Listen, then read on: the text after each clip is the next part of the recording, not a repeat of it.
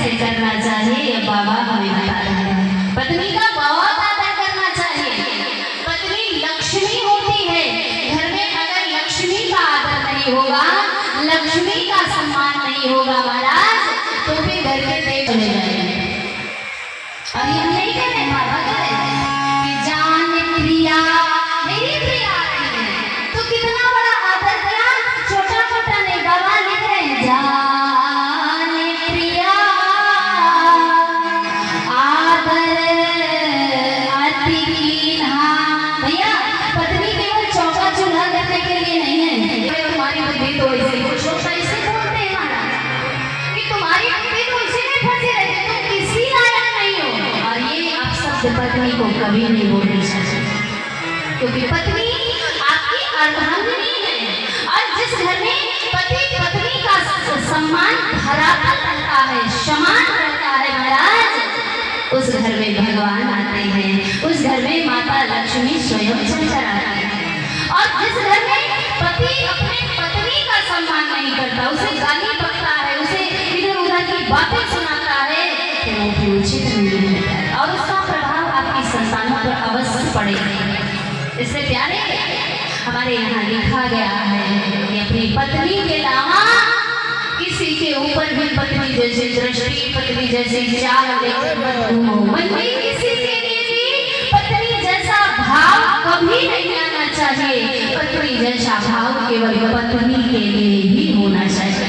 यही राम की आदर्श है। यही राम के देश में हो, तुम राम के देश में हो तो तुम्हें राम के आदर्शों का दर्शन करना होगा। और राम ने भगवती सीता को और कुछ नहीं दिया था, भगवती सीता को केवल एक वचन दिया था, क्या कि सीते आज के बाद तुम्हारे अलावा संसार की जितनी भी माताएं, जितनी भी नारियां होंगी, उनके अंदर या तो मैं माँ का दर्शन करूंगा या तो अपनी बहन का दर्शन करूंगा। ये आदत बनाने महाराज पत्नी को भगवान राम। और राम जी ने रावण को मारने के लिए समुद्र पर पुल नहीं बांधा था। आपने देखा ना, 100 योजन समुद्र पर पुल बांध दिया भगवान ने।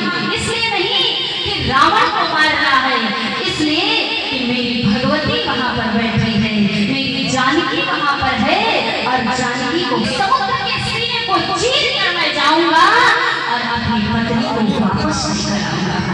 ये पति का कर्तव्य है।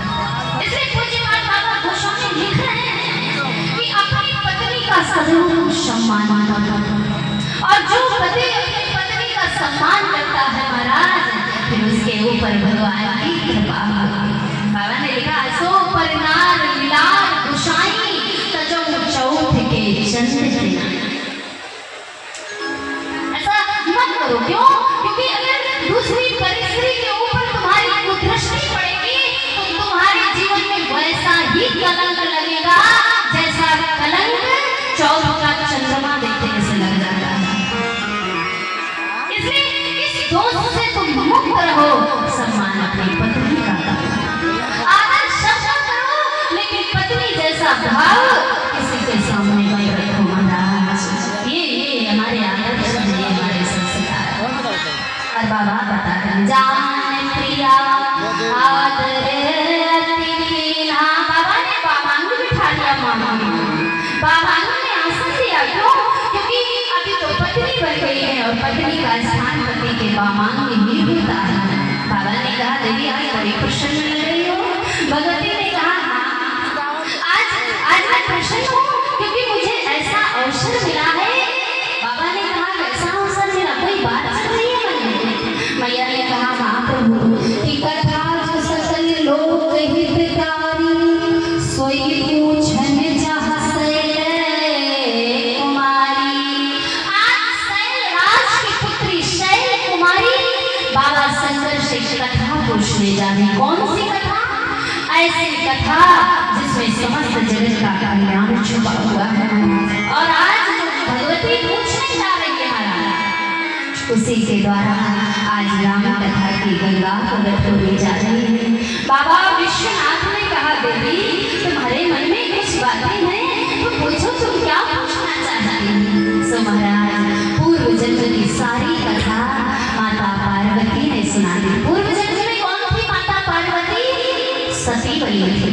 दक्ष की बिटिया थी, सती के रूप में उन्होंने भगवान की परीक्षा ली। भगवान को देखकर बुद्धि में संदेह हो गया था, भ्रम हो गया था, और वो संदेह और भ्रम अभी भी उनके मन में बैठा। शरीर बदल गया लेकिन भ्रम वैसा ही है, संदेह वैसा ही चल रहा है।